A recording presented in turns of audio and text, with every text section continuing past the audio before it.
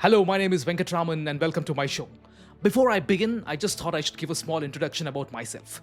I am a former journalist for over 15 years and worked with DD News and then moved to BBC World Services and covered geopolitics extensively throughout my career. So I'm not some random fellow reading a script here. I worked with a lot of international experts, journalists, and learned to discover the in-depth patterns in geopolitics. I'm just making a comeback to be on screen after some gap. So that is about myself. Anyway, so Venezuela was invaded and the US will run the country according to the President Donald Trump. But Venezuela was not a one-off. It is a template as I predicted in my previous video too. Look what he said in the latest press conference. Well, he has cocaine mills. He has factories where he makes cocaine. And yeah, I think I stick by my first statement. He's making cocaine, they're sending it into the United States, so he does have to watch his ass. This wasn't the first time Trump threatened Colombia. A few weeks earlier, he said this explicitly. Producing a lot of drugs, they have cocaine factories that they make cocaine, as you know, and they sell it right into the United States. So he better wise up, or he'll be next. He'll be next, too. And I hope he's listening. He's going to be next. The pattern is crystal clear enough. Accuse a country of drug trafficking, position military assets, make public threats, and if they don't comply with whatever demands you have, invade them. Venezuela was a proof of concept. Colombia is a warning. And the question every country in the world is asking right now is this: what are the rules anymore? Because if the United States can invade a sovereign nation, seize its president, announce it's taking control of the world's largest oil reserves, and face zero meaningful consequences, what is actually stopping this from happening again? The real story is not what happened in Caracas in Venezuela. The real story is what just died in the halls of international power. Because the global response to this invasion, it's been stunning. Not because of the outrage, but because of the silence in the official statements from these countries. UN Secretary General Antonio Guterres came out and said the US actions constitute a dangerous precedent and that he is deeply concerned that the rules of international law have not been respected. When the UN Secretary General, the world's top diplomat, whose entire job is to be diplomatic, says international law was not respected, that's not diplomatic language. That's as close to this was illegal as he can get without starting a crisis. Russia condemned it, China condemned it, Brazil, Colombia, Mexico condemned it. Even some European leaders expressed discomfort. But here's what didn't happen. No emergency UN Security Council vote to authorize action, no sanction packages, no coalition forming to reverse it, no International Criminal Court investigation announced. Just words. Strong words, sure, but only words. And that tells you everything, because this is not really about Venezuela. This is about whether international law means anything anymore when the person breaking it has the world's most powerful military. What we are watching is not the fall of Nicolas Maduro. We are watching the death of the rules-based international order. To understand what just died, you need to understand what the post-World War II international order was built on.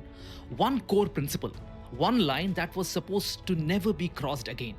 The UN Charter Article 204 is very clear. All member states shall refrain from the threat or use of force against the territorial integrity or political independence of any state. That is the foundational rule. The entire system was designed around preventing what happened in Venezuela from ever happening again. And for decades, this rule mattered. Not because everyone followed it perfectly, they didn't, but when it was broken, there were consequences. When Iraq invaded Kuwait in 1990, the entire world came together to reverse it. When the same US invaded Iraq in 2003 without UN authorization, it was called illegal by international law experts. The UN Secretary General then called it a violation of the Charter, and the America's reputation took a massive hit. And when Russia invaded Ukraine recently in February 2022, the response was swift and devastating. Unprecedented sanctions, frozen assets, Russia expelled from international institutions. Now look at Venezuela. The United States launched over 150 airstrikes, invaded a sovereign nation, captured its president, and flew him out to stand trial in New York.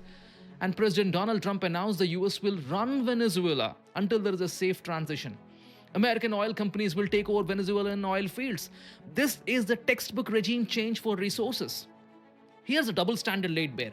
When Russia invades Ukraine, the West calls it the worst violation of international order since World War II. But when the US invades Venezuela, captures its president, and announces it will seize oil resources, the response is, we are monitoring the situation and all sides should show restraint.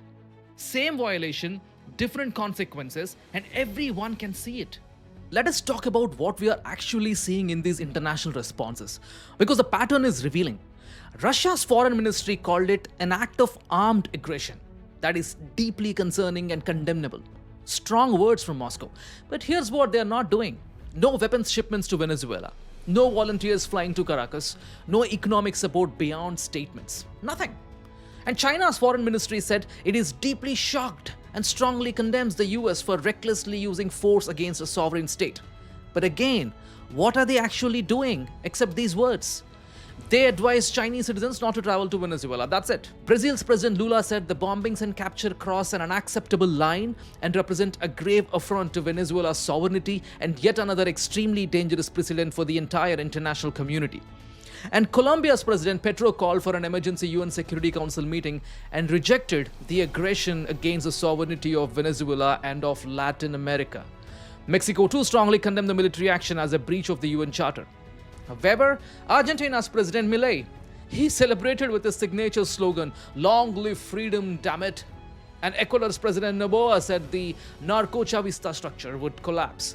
El Salvador's Bukele signaled support too. So even Latin America, the region most directly affected, is divided now. Europe is more interesting. The EU High Representative Kaja Kallas said Maduro lacks legitimacy and the EU supports a peaceful transition.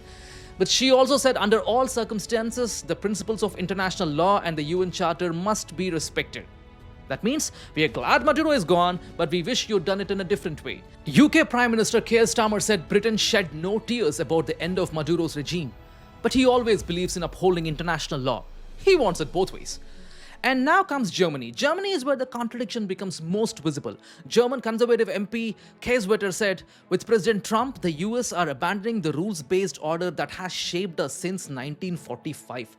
The coup in Venezuela marks a return to thinking in terms of spheres of influence, where the law of force rules, not international law. Trump is destroying what was left of any trust in the US. He called it a coup. Openly. And when a German conservative politician, traditionally pro-American, is saying that United States has abandoned the rules-based order, that tells you something fundamental has shifted. The pattern is very clear. Everyone knows this violated international law. Almost everyone is willing to say so, at least carefully. But no one will do anything about it. No sanctions on the United States, no isolation, no consequences. The international order is not dying because people don't know what the rules are. It is dying because everyone now understands that enforcing the rules depends on who breaks them. Here's where it gets dangerous. Because Russia and China are paying very close attention to this precedent. Wolfgang Ischinger, a former German diplomat, put it perfectly. If the United States is now intervening in the situation in Venezuela without the UN mandate, then the argument that Russia could in no way interfere in the situation in Ukraine without convening the UN Security Council is losing its political and international legal significance. Think about what Trump has handled to Moscow. For 2 years, Russia has been isolated, sanctioned, condemned for invading Ukraine. Their argument that they were protecting Russian speakers, fighting NATO expansion, responding to security threats, all of this was rejected by the international community. The West said, it doesn't matter what your justifications are, you cannot invade a sovereign country. Now the same United States has invaded a sovereign country, captured its leader, and announced it will occupy and run the nation while taking its oil resources. The justification? Fighting narco-terrorism and drug trafficking, the same kind of security threat justification Russia used for Ukraine. Every diplomatic meeting from now on where the West brings up Ukraine, Russia will bring up Venezuela. The moral authority is gone. China is watching even more carefully. An expert said this operation creates a precedent that China could cite regarding Taiwan. Think about that implication. When China eventually moves on Taiwan and the world condemns it, Beijing will point to Venezuela and say, hey, the United States invaded a sovereign nation to seize resources and change the government. Why is our reunification with Taiwan any different? This is the gift Donald Trump just gave to every authoritarian government on the planet.